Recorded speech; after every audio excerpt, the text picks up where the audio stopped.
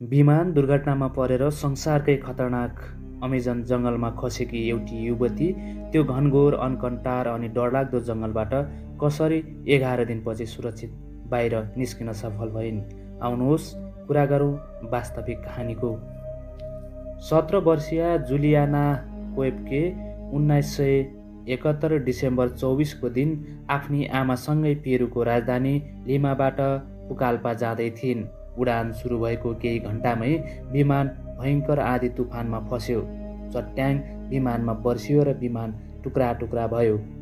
Juliana भने विमानको सिटसहित करिब 10,000 फिटबाट खसिन्। उनलाई भुइँमा बजारिनबाट रुखहरूले रोकेका थिए। उक्त दुर्घटनामा विमानमा सवार जुलियानाकी आमासहित अरू 92 जना यात्रुको मृत्यु भयो। जुलियाना जुन जङ्गलमा खसिन् त्यो जङ्गल अत्यन्तै घातक विषालु सर्प लगायत संसारकै खतरनाक जनावरहरू पाइने अमेजन जङ्गल थियो। मान्छेलाई समेत निल्न सक्ने विशाल एनाकोन्डा समेत पाइन्छ भनिन्छ। अनुसन्धान र खोजकर्ताले समेत अमेजनभित्र अझै के कुरा छन् सबै पत्ता लगाउन सकेका छैनन्। त्यसैले अमेजन रहस्यमयी, कठिन र सोचे भन्दा डरलाग्दो जङ्गल हो पनि भनिन्छ। विमानबाट उछिट्टिएर जङ्गलमा खस्दा जुलियानाको काँधमा गहिरो घाउ, शरीरभरि निलदाम र टाउको निकै दुखेको थियो। साथै एउटा आँखामा चोट लाग्यो। सानो उमेरमा जुलियानालाई जीव विज्ञान पढेका उनका बाबुआमाले जङ्गल सम्बन्धी धेरै ज्ञान दिएका थिए। जङ्गलमा हराइएमा के गर्ने र के नगर्ने भनेर सिकाएका थिए। सानोमा बाआमाबाट सिकेको कुरा जुलियानाले अमेजन जङ्गलमा आफू बाँच्नको लागि प्रयोग गरिन्। जुलियानाले जङ्गलको खोलामा बगेको पानी पिउँथिन् भने खान मिल्ने कन्दमूल चिनेर भोक मेट्थिन्। जङ्गलमा बगिरहेको खोलालाई पछ्याउँदै हिँडियो भने त्यो खोला अन्ततः मानिसको बसोबास भएको बस्तीमा पुग्छ भन्ने सानैमा उनलाई बाबुआमाले सिकाएको कुरा सम्झिन् र खोलाको बगाइसँगै अगाडि बढिन्। राति सुरक्षित स्थान खोजेर आराम गर्थिन् र जङ्गली जनावरबाट जोगिन खुला स्थान रोज्थिन्। आत्मबल एकदमै बलियो बनाएकी थिइन्। जसरी पनि यो जङ्गलबाट निस्कनै पर्छ भन्ने दृढ सङ्कल्प थियो। त्यसैले उनी हताश र निराश भइनन्।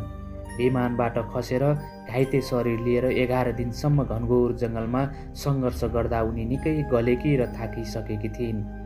तैपनि हिम्मत नहारी घाइते थकित शरीरसँगै जसरी पनि बाँच्ने अभिलाषा बोकेर हिँडिरहेकी उनलाई 11 दिनपछि जङ्गलमा काठ काट्दै गरेका मानिसहरूले भेटेछन् र उनको उद्धार गर्छन्। जुलियाना कोएप्के विमान दुर्घटनापछि पनि असम्भव अवस्थामा बाँच्न सफल एक साहसी युवती हुन्। उनको वास्तविक कहानीबाट कठिन परिस्थितिमा पनि हिम्मत हार्न नहुने ज्ञान मिल्छ। कठिन समयमा चुनौतीलाई स्वीकारेर हिम्मतका साथ अगाडि बढियो भने अवश्य सफल भइन्छ। जीवनमा साहस, आत्मविश्वास, धैर्यता र आशा यी सबै जीवन जिउन सिकाउने कला हुन्। यिनीहरूलाई सधैँ जीवन्त राख्नुपर्छ भन्ने जुलियानाबाट हामीले सिक्नै पर्ने कुरा हो। जुलियानाले पछि किताब स्मृति ग्रन्थ लेखेकी थिइन् जसमा उनले विमान दुर्घटनापछि जङ्गलमा खसेको र 11 दिनसम्म बाँच्नका लागि खतरनाक घना जङ्गलमा गरेको सङ्घर्ष र दुःख बारे लेखेकी छिन्। जुलियानाको बारेमा थुप्रै वृत्तचित्र, डकुमेन्ट्री बनेका छन् जुन युट्युबमा पनि हेर्न सकिन्छ। पछि जुलियानाले जीव विज्ञान पढिन् र जर्मनीमा बसिन्। उनले लेखेको किताबको नाम हो व्हेन आई फल फ्रम द स्काई। आदरणीय दर्शकबिन, यो छोटो जानकारी यहाँलाई कस्तो लाग्यो? कृपया जस्ताको तस्तै कमेन्टमा लेखिदिनुहोला र यो भिडियोलाई लाइक गरी साथीहरूमाझ सेयर गरिदिनुहोला र यस च्यानलमा अझै पनि नयाँ हुनुहुन्छ भने यस च्यानललाई सब्स्क्राइब गर्न नभुल्नुहोला।